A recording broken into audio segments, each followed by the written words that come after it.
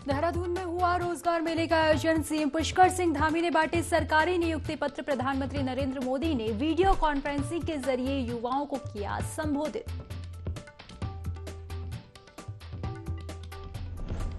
PM Modi ने की धामी के कार्यों की तारीफ। कहा, युवाओं के रोजगार के लिए उत्तराखंड में हो रहा बेहतरीन काम। विकास कार्यों की भी की तारीफ। मुख्यमंत्री पुष्कर सिंह धामी ने युवाओं से की अपील। बहकावे में न आए युवा। सीबीआई जांच के बहाने भर्ती प्रक्रिया को बाधित करना चाहते हैं कुछ लोग।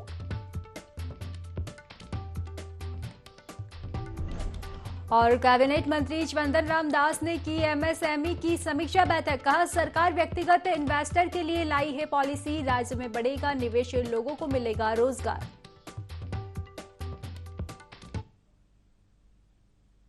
नमस्कार, स्वागत है आपका देवभूमि लाइव में और मैं हूं आपके साथ खुशी व्यास। तो चलिए रुक कर लेते हैं खबरों की ओर। पुष्कर सिंह धामी का कहना है कि जो लोग भर्ती परीक्षाओं में सीबीआई जांच की बात कर रहे हैं, उनका एक ही मकसद है कि भर्ती प्रक्रिया ना हो, जबकि उच्च न्यायालय में इसकी जांच हो रही है।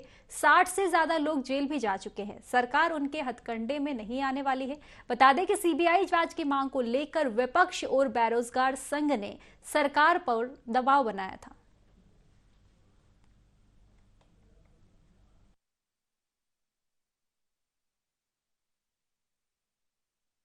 लोग सीबीआई की बात कर रहे हैं, उनका केवल एक ही मकसद है कि अगले 5-7 सालों तक कोई भर्ती परीक्षा आयोजित न हो, जबकि इसमें माननीय उच्च न्यायालय का पहले ही निर्णय आ गया है।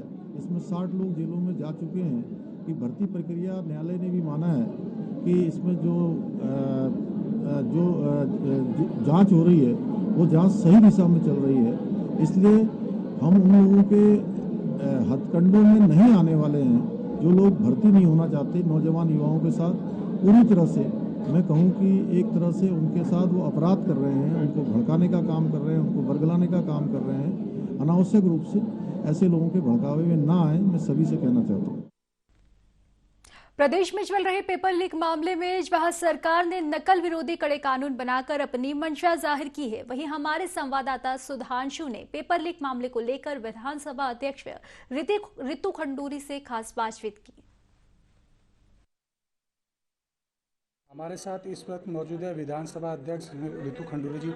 मैम, जिस प्रकार से कहना प्रदेश में आए दिन पेपर लीक हो रहे हैं, उसमें आपका क्या कहना है? देखिए, ऐसा है, पेपर लीक की जो खबरें आ रही थी पिछले कुछ समय से, सरकार ने एक अच्छा कदम उठाया है, जहां एक अध्यादेश भी आया है और उस अध्यादेश के तहत कड़े से कड़ा सजा का प्रावधान उसमें हुआ है। इससे लोग डरेंगे भी और अच्छा हुआ ये खुला, क्योंकि जब खुला है तो अब परीक्षाओं में ट्रांसपेरेंसी होगी, नियुक्तियों में ट्रांसपेरेंसी होगी और जिस तरह का भविष्य बच्चे अपने लिए देख रहे हैं उस तरह का भविष्य उत्तराखंड में उनको मिलेगा। विधानसभा अध्यक्ष रितु खंडूरी पिछले 2 दिनों से कोटद्वार दौरे पर है, जहां उन्होंने सभी विभागों के कार्यों का जायजा लिया। इस बीच उन्होंने किशनपुरी में सड़क निर्माण की खराब गुणवत्ता को लेकर पीडब्ल्यूडी के अधिकारियों को फटकार भी लगाई। बता दें, कोटद्वार में लंबे समय से सड़क निर्माण में लापरवाही बरती जा रही है, जिस पर उन्होंने नाराजगी जताते हुए संबंधित ठेकेदार की पेमेंट रोकने के निर्देश भी दिए।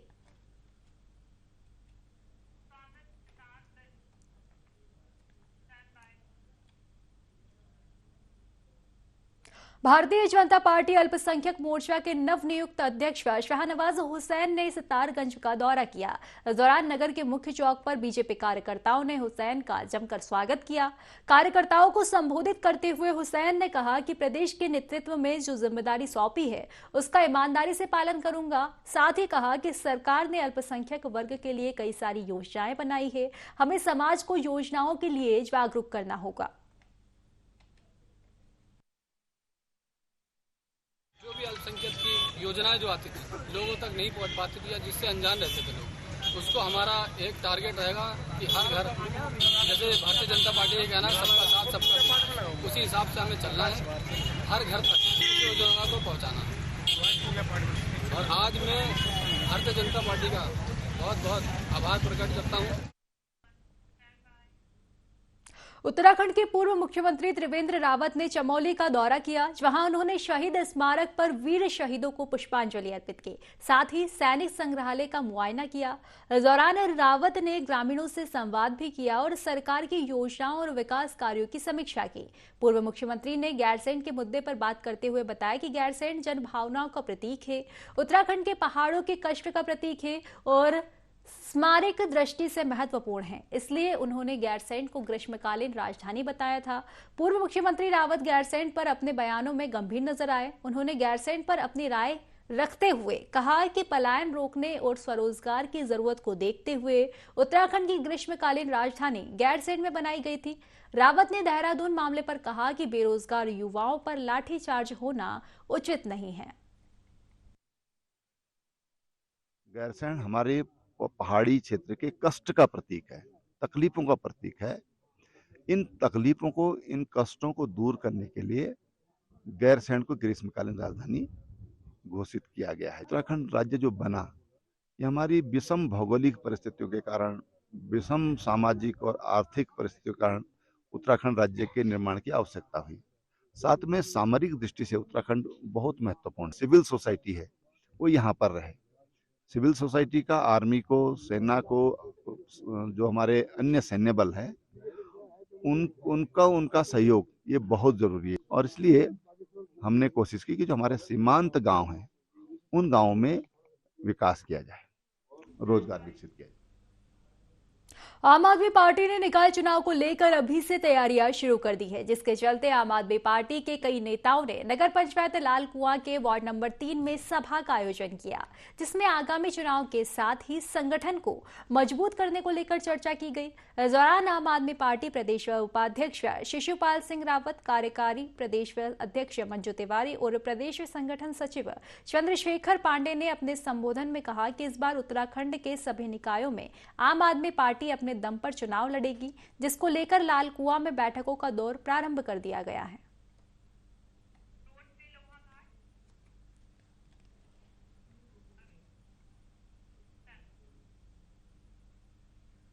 उत्तराखंड के लोहाघाट से बस यात्रियों के लिए खुशखबरी है। बता दें कि परिवहन निगम के लोहाघाट डिपो ने 2.5 साल से बंद बस सेवा को दोबारा शुरू कर दिया है।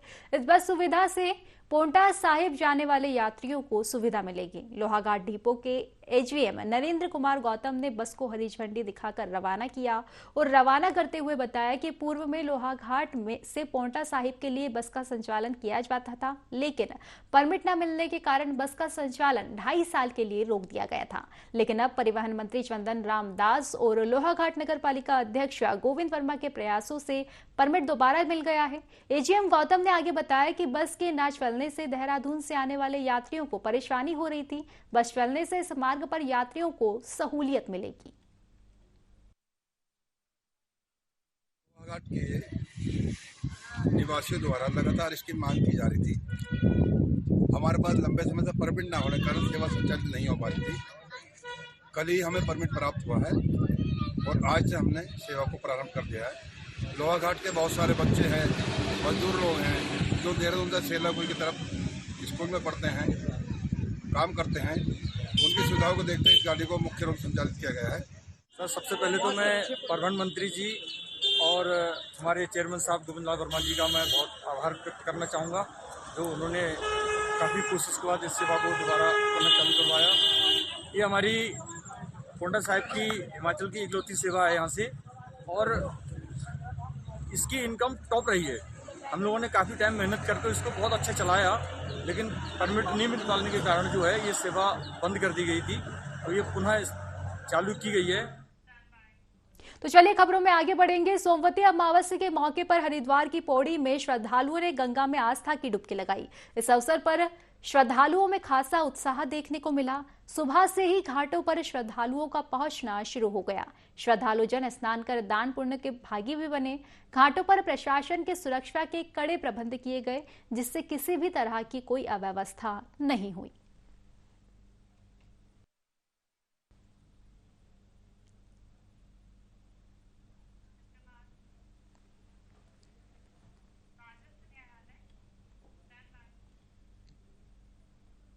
राजस्व न्यायालयों में विचाराधीन अथवा लंबित प्रकरणों के शीघ्र निस्तारण के लिए जिलाधिकारी ने उप जिला मजिस्ट्रेट और तहसीलदार को लिखित पत्र जारी किया है। दिए गए निर्देश में कहा गया कि गुण दोष के आधार पर प्रकरण निस्तारित किए जाएं। राजस्व विभाग की जनपदीय स्तर की समीक्षा बैठक के दौरान समय भाव की बात सामने आई है। इस पर उप जिला मजिस्ट्रेट गोपाल राम बिनवाल के मुताबिक लक्सर के राजस्व न्यायालयों में विचाराधीन अथवा लंबित प्रकरणों की संख्या कम है, वहीं विचाराधीन मामलों के निस्तारण की प्रक्रिया निरंतर जारी है। न्यायालयों में जो कार्रवाई होती है नियमित रूप से सुनवाई होती है और जो राजस्व वाद होते हैं उनका निस्तारण तहसील स्तर पर एसडीएम और तहसीलदार के स्तर पर जो उनके न्यायालय हैं उनमें किया जाता है और समय समय पर उच्च अधिकारियों के द्वारा जिला अधिकारी महोदय के द्वारा निर्देश दिए जाते हैं कि इसमें गति लाएं और इनका निस्तारण सही समय पर हो। और ये जरूरी भी है कि जो राजस्व वाद है यथा समय यदि उनका निस्तारण होता है तो जो व्यक्ति इस न्यायालय में न्याय पाने के लिए आया है उसको उसका लाभ मिलता है। तो यहाँ पर तहसील लक्सर में हमारा पूरा प्रयास है कि जो न्यायालय में जो वाद गतिमान है उनका निस्तारण यथा समय। देहरादून में बेरोजगार युवाओं पर हुए लाठीचार्ज के विरोध में उत्तराखंड क्रांति दल का प्रदर्शन भी शुरू हो गया है, जिसके चलते उत्तराखंड क्रांति दल के कार्यकर्ताओं ने कोटद्वार तहसील परिसर में हाथों में काली पट्टी बांधकर धरना प्रदर्शन किया। इस दौरान उत्तराखंड क्रांति दल के केंद्रीय प्रभारी शक्ति शैल ने कहा कि सरकार अंकिता केस में सीबीआई जांच करे और देहरादून में जिन अधिकारियों ने युवाओं पर लाठीचार्ज किया है उन पर कठोर कार्यवाही करे, साथ ही जिन युवाओं पर मुकदमे लगाए गए हैं उनको वापस लिए जाए।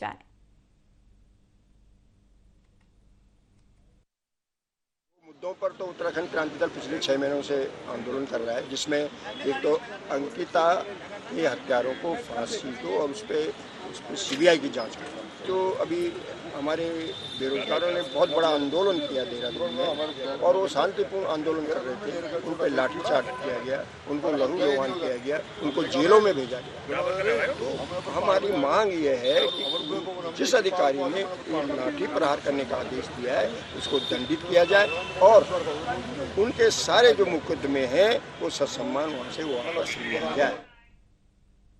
गर्मी का सीजन शुरू होने में अभी समय है, लेकिन लोहाघाट में पानी की समस्या लोगों को अभी से सताने लगी है। लोगों को पानी के लिए 4 से 5 किलोमीटर का सफर तय करना पड़ रहा है। तो वहीं जल संस्थान भी 3 से 4 दिनों में पानी की सप्लाई कर रहा है। तो वहीं इससे आक्रोशित जनता ने प्रशासन के खिलाफ मोर्चा खोल दिया है।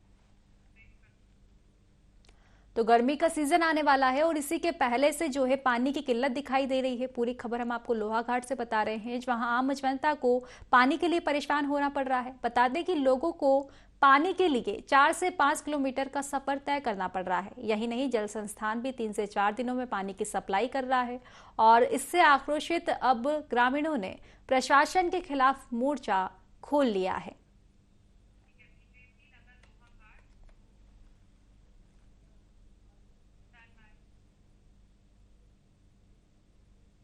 लोहाघाट में भाजपा नगर मंडल की पहली बैठक संपन्न हुई। बैठक भाजपा नगर मंडल अध्यक्ष सचिन जोशी की अध्यक्षता में हुई। बैठक का संचालन गिरीश कुंवर ने किया। बैठक में मुख्य अतिथि हर्षवर्धन सिंह ने 2023 में होने वाले निकाय चुनाव समेत 2024 के लोकसभा चुनाव के संबंध में चर्चा की। इस दौरान भाजपा मंडल प्रभारी शंकर दत्त पांडे ने कहा कि इस बार का G20 सम्मेलन पीएम मोदी की अध्यक्षता में होने वाला है, जिसकी बैठक उत्तराखंड के ऋषिकेश में होगी। यहां संपूर्ण भारत के लिए और खास तौर से उत्तराखंड के लिए गौरव की बात है।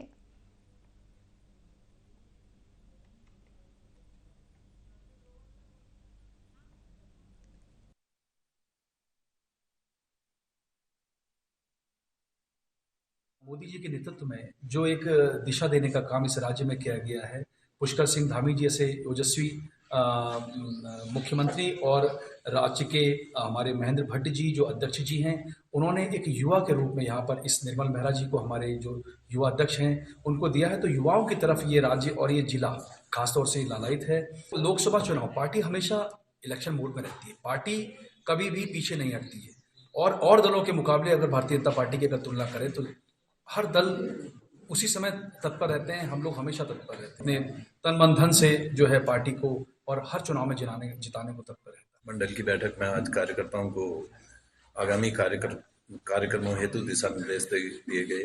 सरकार की नीतियों को जन जन तक पहुंचाने के लिए आह्वान किया और आगे आने वाले समय में पार्टी द्वारा जो भी दिशा निर्देश दिए जाएंगे उनको हम हर बूथों तक पहुंचाने का कार्य करेंगे और अपने युवा होने के नाते इस प्रदेश को और अपने बोल्ड जो फैसले हैं, एकदम ऐसे फैसले की जो कोई नहीं ले सकता, उन फैसलों को जनता के द्वार तक पहुंचाने का हम लोग काम करेंगे। उत्तरकाशी से आस्था को चरितार्थ करता एक मामला सामने आया है। इसे देखकर आप भी सोच में पड़ जाएंगे कि यहाँ चमत्कार है या कुछ और। जी हाँ, टिहरी गढ़वाल से यहाँ स्नान के लिए आई मां सुरकुंडा की डोली बिना किसी सहारे के नाच रही है, अपने भक्तों को आशीर्वाद दे रही है। उत्तरकाशी की संस्कृति देश विदेश में प्रसिद्ध है और मां सुरकुंडा भ्रमण पर यहाँ आई हुई है, जिसमें भगवान के प्रति अपनी भावनाओं को नहीं रोक पाई।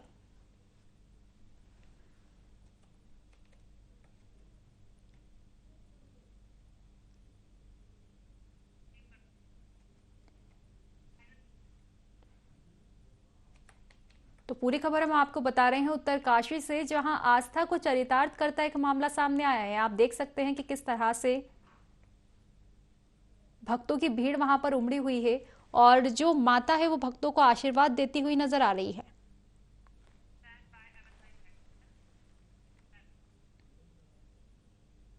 कैबिनेट मंत्री चंदन रामदास ने एमएसएमई की समीक्षा बैठक में कहा कि इन्वेस्टर के लिए नई पॉलिसी लाई गई है। जो इन्वेस्टर 500 लोगों को रोजगार देगा उसे जमीन देने में प्राथमिकता दी जाएगी। मंत्री रामदास ने बैठक में बताया कि स्टार्टअप पॉलिसी के लिए 40 करोड़ रुपए का प्रावधान किया गया है। इसके अलावा स्टार्टअप के लिए 15,000 रुपए की जगह अब 20,000 रुपए कर दिया गया है।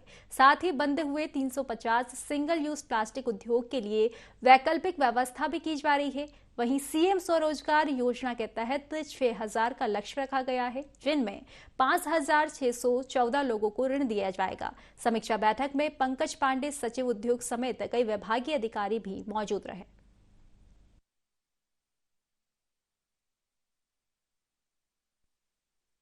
हम स्टार्टअप पॉलिसी लाए हैं।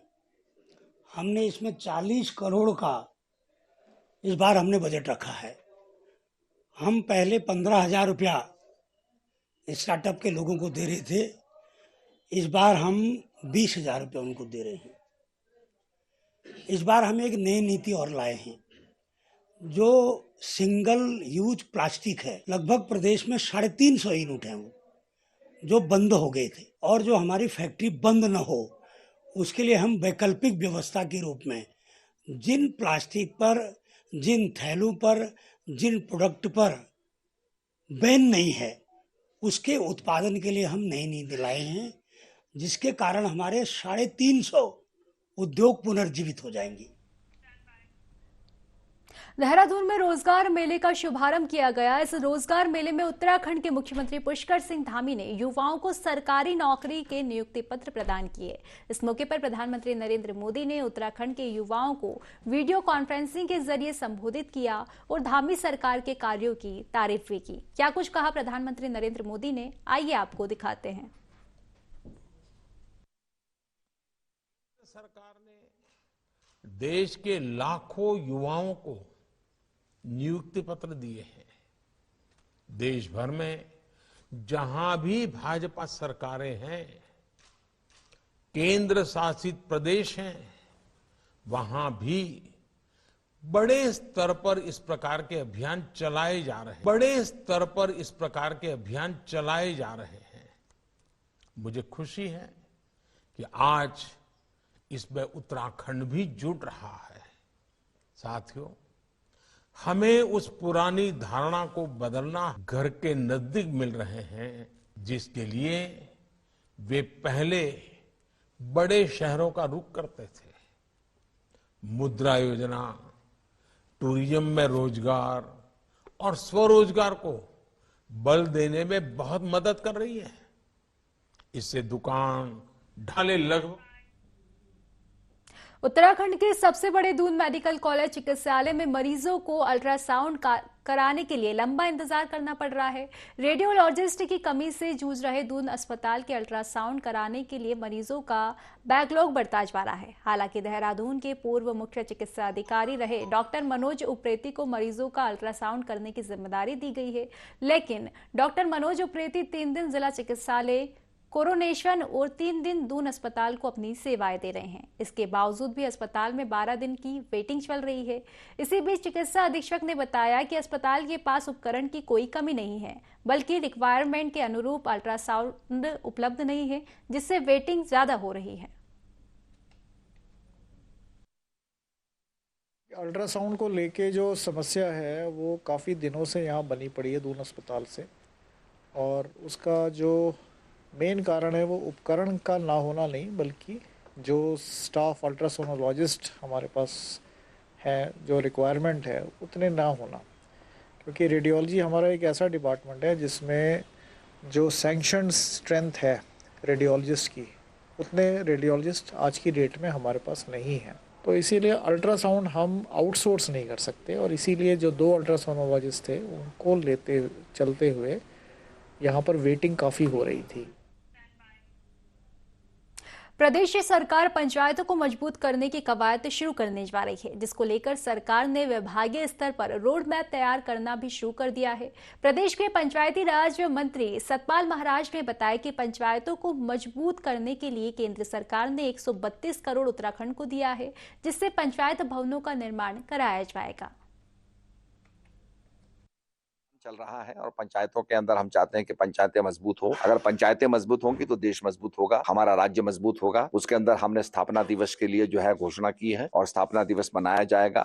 जो भी पंचायत का उत्पाद है उसको आगे बढ़ाने की कोशिश की जाएगी। जगह जगह हमारे पंचायत भवन बन रहे हैं, जिसके लिए 132 करोड़ की राशि केंद्र ने हमको दी है। हमारा लक्ष्य यह है कि हम प्रत्यक्ष चुनाव कराएं ब्लॉक प्रमुखों के और जिला पंचायत अध्यक्षों।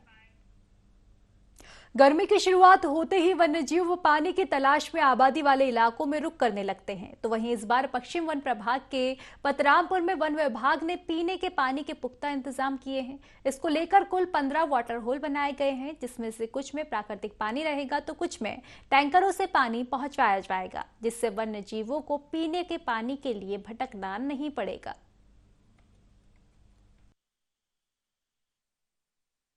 आने वाला टाइम बहुत गर्मी का आने वाला है।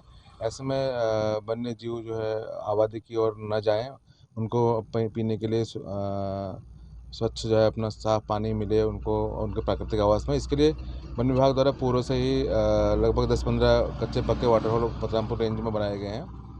अब हमारा ये अपने सर्वेक्षण चल रहा है कि किन जो प्राकृतिक स्रोत हैं जहाँ पर, वहाँ पर तो व्यवस्था ठीक है। जहाँ पर जो है प्राकृतिक स्रोत नहीं है वहाँ पर जो है तालाबों की उनकी मरम्मत करवा करके उसमें टैंकरों से पानी डाला जाएगा, और जो है ताकि जो है जंगली जानवरों को आबादी की ओर जाने से बचाया जा सके।